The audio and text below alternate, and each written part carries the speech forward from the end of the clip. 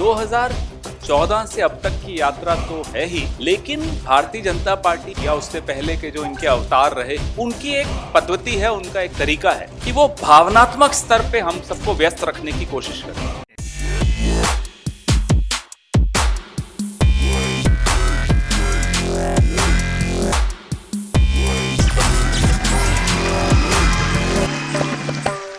नमस्कार साथियों, पहले हिंदी में और उसके बाद अंग्रेजी में। 2014 से अब तक की यात्रा तो है ही, लेकिन भारतीय जनता पार्टी या उससे पहले के जो इनके अवतार रहे, उनकी एक पद्धति है, उनका एक तरीका है कि वो भावनात्मक स्तर पे हम सबको व्यस्त रखने की कोशिश करते हैं। अलग अलग भावनाओं का इस्तेमाल करते हैं कि समाज हमेशा भावनात्मक स्तर पे व्यस्त रहे, जूझता रहे, संघर्ष करता रहे, परेशान रहे, और ये सत्ता में हो या विपक्ष में हो, ये भावनाओं पर खेलते हैं। भावनाएं कौन कौन सी हैं? नफरत, भय,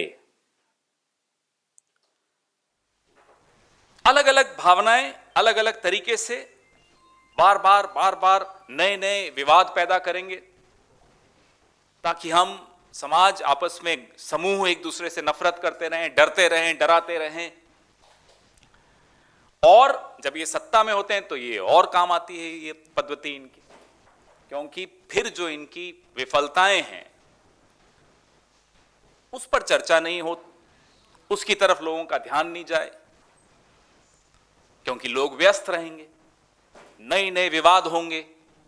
ये अगर आप विश्लेषण करेंगे तो आपको बड़ा स्पष्ट तौर पे दिखेगा जिस तरह से, जिसको अंग्रेजी में कहते हैं मैन्युफैक्चरिंग कंट्रोवर्सीज, कैसे ये मैन्युफैक्चर करते हैं कंट्रोवर्सीज को, और कुछ हद तक, कुछ समय तक सफल होते हुए दिखते हैं।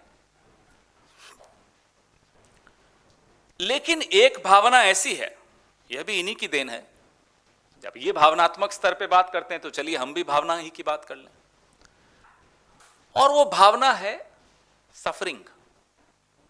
वो किसान सफर कर रहा हो, परेशान हो रहा हो, बेरोजगार नौजवान परेशान हो रहा हो, मिडिल क्लास परेशान हो रही हो, पेट्रोल डीजल खरीदने के वक्त मैं और आप जब पेट्रोल स्टेशन पर खड़े होते हैं और जेब में से कार्ड निकाल कर देते हैं तो वो परेशानी जब आती है, कीमत बढ़ी हुई दिखती है तो, और मोदी जी का मुस्कुराता चेहरा भी सामने दिखता है, तो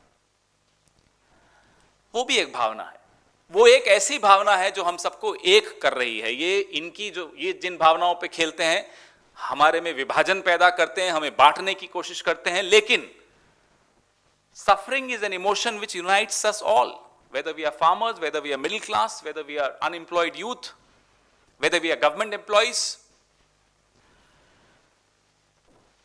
पिछले 6 साल और 8 महीने, अभी 9वां महीना चल रहा है इस सरकार को, 6 साल 9 महीने मान लेते हैं, 6 साल 9 महीने में 20 लाख करोड़ से ऊपर यह सरकार, कुछ लोग कहेंगे कमा चुकी है, कुछ लोग कहेंगे लूट चुकी है, एक्साइज ड्यूटी पेट्रोल और डीजल पर लगा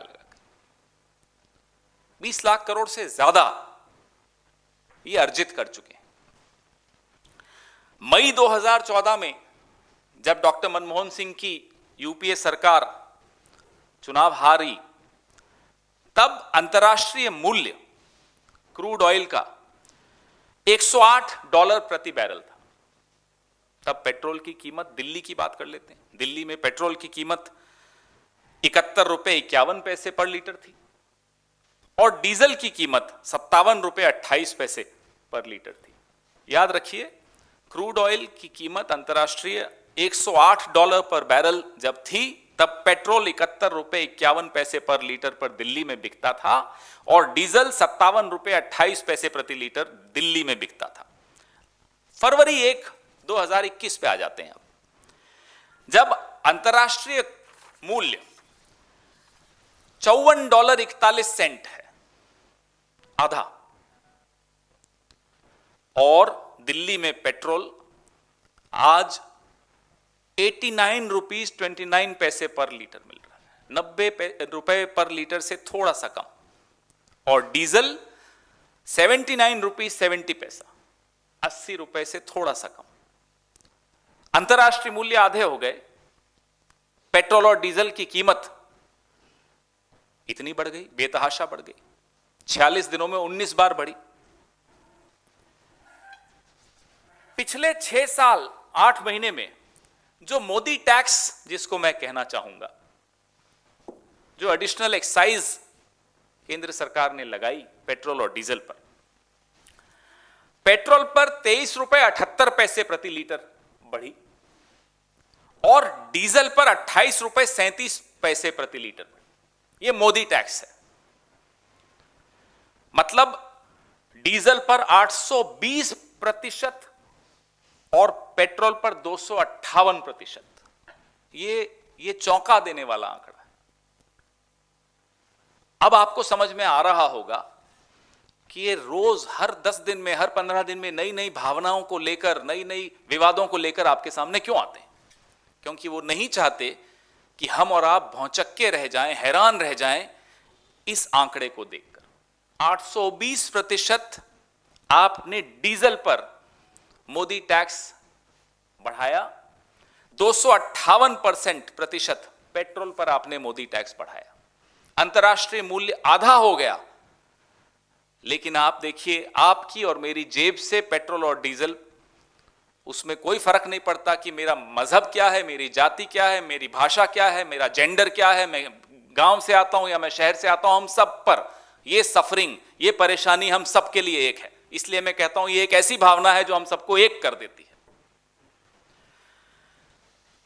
तो 20 लाख करोड़, पहले भी इस मंच से मेरे वरिष्ठ सहयोगी अजय माकन जी ने यह प्रश्न पूछा था, ये 20 लाख करोड़ गया कहां?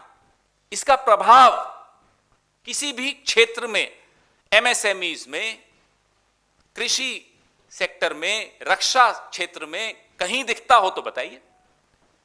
मेरी और आपकी जेब से पैसा ज्यादा जा रहा है, मेरी और आपकी जेब में पैसा कम आ रहा है, और चारों तरफ जो सरकार जहां दिखती है वहां सरकार का एक भयावह रूप तो दिखता है, लेकिन सरकार कुछ अच्छा करते हुए किसी के लिए नहीं दिख रही।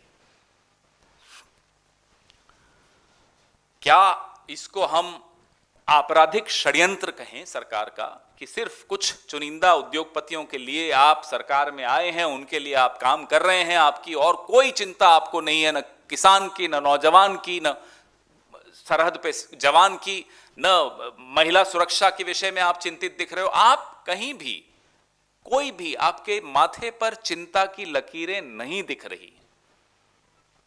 आखिर ऐसा क्यों है? हम यह मांग करते हैं कि ये जो मोदी टैक्स है, जो एक्साइज ड्यूटी आपने बढ़ाई है पिछले 6 साल 8 महीने में, कम से कम आप उसको वापस कर दीजिए। उसको अगर आप वापस करेंगे तो आज की तारीख में दिल्ली में पेट्रोल 61 रुपए 92 पैसे प्रति लीटर पर आ जाएगा। आज की तारीख में दिल्ली में डीजल 47 रुपए 51 पैसे प्रति लीटर पर आ जाएगा। क्या यह राहत हर व्यक्ति को, हर हिंदुस्तानी को नहीं देनी चाहिए?